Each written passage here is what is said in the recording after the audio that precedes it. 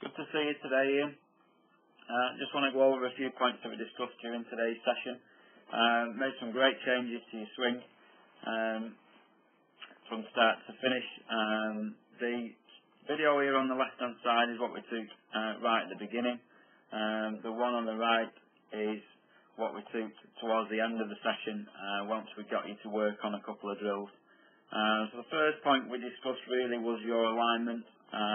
You can see on the video on the left, the shaft here on the inside, that's your body line, and the one on the outside is your ball to target line.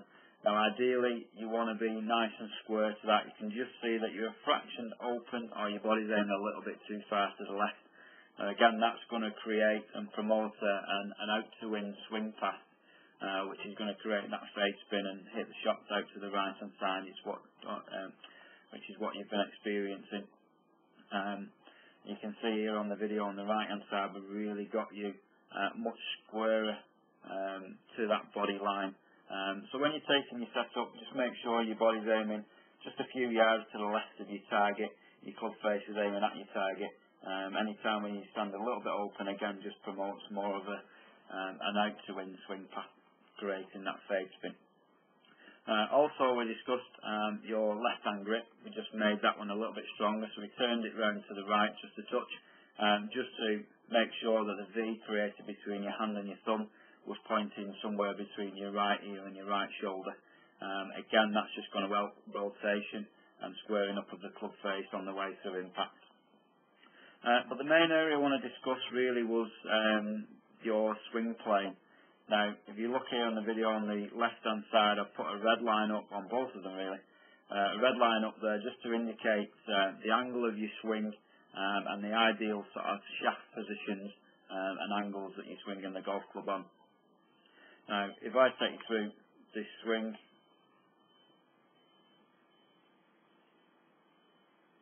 okay, not too bad there, but again, as you go a little bit further, you can see that your left arm is a little bit vertical, it's not quite on the same angle as the red line. And we did indicate that your swing was a little bit too long as well, so we did manage to shorten that a little bit later on, which was good.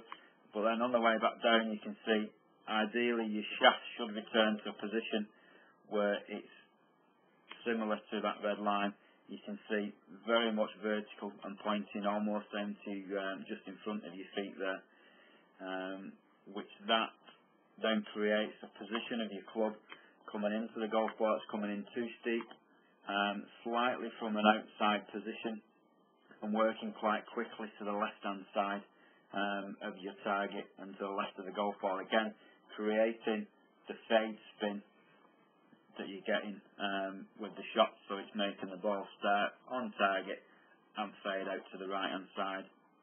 And again, as a result of the position and the swing you've got yourself into, your shoulders again are a little bit open to your target.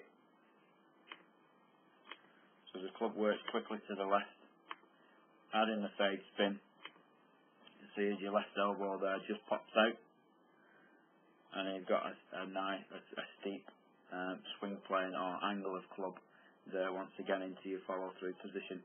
Now we gave you a little drill to work on the right hand side, which allowed you to take the club back as you did normally and then sort of reroute it inside at the top of your backswing before you started your downswing. Now as a result of that position, just take you into that. So again, very similar to the swing that you did previous. Good thing there, backswing much shorter than it was previous, so you're able to keep more control over that golf club. So nice position there at the top, and you can see there as you're starting to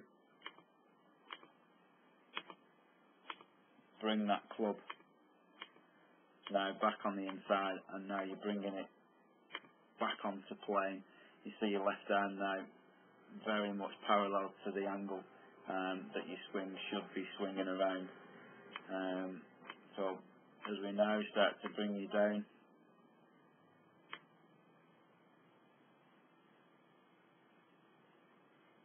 starting to come come down, take you back a touch. You can see the club angle, still a little bit steep, but you can see much better and much more an angle than it was on your previous swing.